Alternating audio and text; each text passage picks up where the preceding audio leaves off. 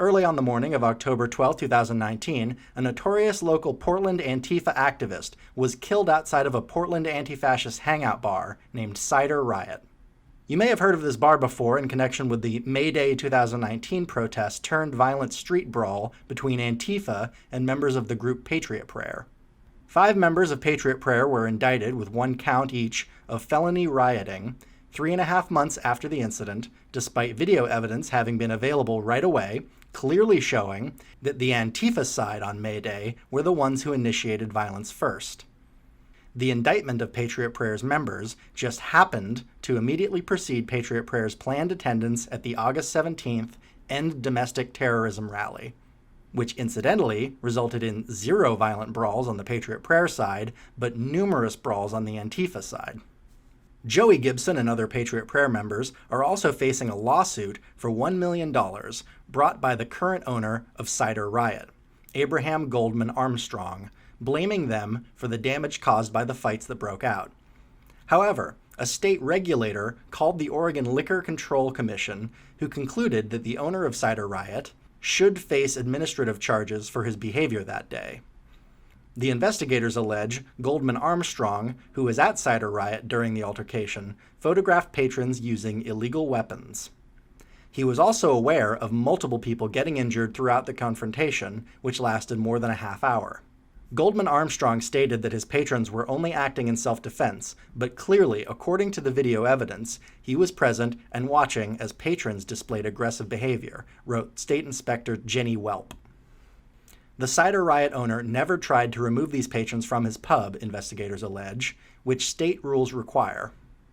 The investigators allege in their report he and the security guard working that day, Joseph Levasseur, also provided false statements to the police. The report recommends Cider Riot's owner and staff to be charged with providing false statements, failure to evict, and permitting unlawful and disorderly activity. All of these are state alcohol license violations. A charge of destroyed or concealed evidence also appears in their report, but the details of that allegation are redacted. Abraham is also in the midst of trying to sell Cider Riot, which is currently listed for the price of $875,000 on ProBrewer. Abraham says that he hopes to attract a buyer that will keep the Cider Riot name and operation as is. He says that when the cidery expanded into a larger facility in 2016, it generated a fair bit of debt that it couldn't pay off. Goldman Armstrong is also one of the most vocal anti-fascist business owners in the city of Portland. Cider Riot last month released a cider called Tres Flechas, 3 arrows in Spanish, in a protest of Major League Soccer's ban on flying flags with the anti-fascist symbol, the Iron Front, a circle encompassing 3 arrows. Goldman Armstrong was one of a handful of Timbers fans issued a 3-game ban for flying Iron Front flags in defense during games at Providence Park. Abraham said, quote, "We're not going to sell to racist scumbags, and I don't think the other investors would feel comfortable selling to someone who doesn't believe in equal rights for all humans. Political views don't usually play a part in business, so we're not ruling out anyone unless they're really terrible." Unquote. So now that you know the recent history of this far-left hangout spot, what do we know about what happened the night that 23-year-old Antifa activist Sean Kealiher, otherwise known in the Antifa activist community as either Anteo or Armianio, died while leaving Cider Riot? Well, not a whole lot. The medical examiner's report shows Kealiher was killed by blunt force trauma. Multiple sources told the Oregonian newspaper that Kealiher was run down by an SUV just after midnight. His friends dragged his body and took him to a hospital where he died. The police arrived at the scene responding to a call of gunfire and found an abandoned SUV crashed into the Democratic Party of Oregon building, across the street from Cider Riot. Evidence suggests that people fired multiple bullets into the SUV. The driver and possible passengers of the SUV fled on foot, and no information about who owned the SUV or the suspects' identities have been released so far by the police. But that didn't stop wild speculation from both sides of the political spectrum on Twitter. Could this have been an intentional murder by his political rivals? Certainly that is a possibility, but just as plausible an explanation could be that this was just a run-of-the-mill drunken hit-and-run. Were people firing into the SUV prior to Sean Kealiher getting hit with the SUV or after? We simply just don't know at this point. Local journalist Andy No had this charming little run-in with Sean, just so you know what kind of person he was. So don't fucking do that shit. Don't do that shit. You're causing trauma to somebody's life. I don't give a fuck if that's your job. You know? I don't give a fuck if that's your job. If it's your job or someone's spending 5 years in prison, you know which one I'm gonna pick? You know which one I'm gonna pick? What are you gonna do? Why are you still talking to me? Why am I still? Because you fucking Why am I still telling you? Because it's your fucking fault. Someone's facing a felony fucking charge. I don't know how it's your fucking fault. So you know what's gonna happen next time you do that? I will break your fucking camera, and I have no qualms doing that. Because felonies are a big fucking deal. Felonies are a big fucking deal. Don't pull that shit again. Like, this guy threatened and blamed Andy for filming one of his friends committing a felony. But he doesn't see that the guy committing the felony was the one at fault in that situation. I mean, I couldn't write this kind of moral confusion as a satire if I tried my absolute best.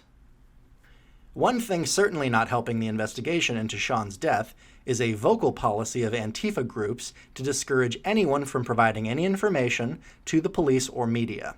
A tweet from the Pacific Northwest Anti-Fascist Worker Collective said, quote, "Don't let the press platform off this, and don't help the pigs build cases. Keep it in the community," unquote. Kealiher's own mother said that she wants all public statements about her son and the circumstances of his death to stop. Quote, "They just fuel the rumor mill, which everyone close to Sean has to suffer through," unquote. Crime Stoppers of Oregon has offered a $2,500 reward for information submitted, even anonymously, that leads to the arrest in the killing of Kealiher. The offer is in partnership with the Portland Police Bureau, according to a news release. On the night following Sean's death, a crowd of Antifa activists swarmed the Democratic Party of Oregon building, which is where the SUV crashed, spraying the exterior of that building with a massive amount of graffiti and chanting "all cops are bastards" as a vigil to their fallen comrade. Laura Kealiher, his mother, asked that the graffiti stop. Quote, "Some of you may be inclined to continue to leave messages on the Democratic Party of Oregon's offices after it has been cleaned up, but I'm requesting that you refrain," unquote. The organization's deputy director, Molly Woon, has said that the damage is insignificant compared to the loss of the young activist. Brad Martin, the organization's executive director, said, quote, "We wanted to give people the space. We understand the deep grieving, that a really remarkable young man has touched many people. We absolutely want to give space to those who need to mourn," unquote. The Democratic Party of Oregon released a statement Monday saying they condemn any graffiti that advocates violence.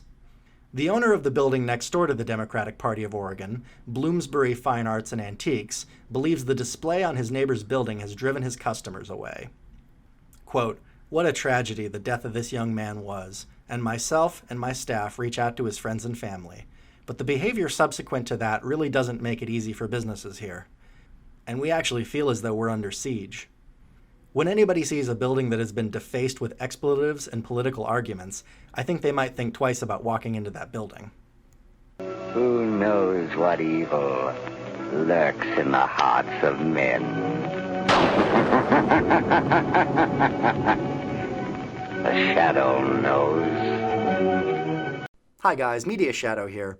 I'm trying to grow the channel and hopefully get more than one video out a week. So if you like what you've seen, please give me a like, subscribe, share, or drop me some coin on Patreon. I've left a link in the description of the video. Thanks!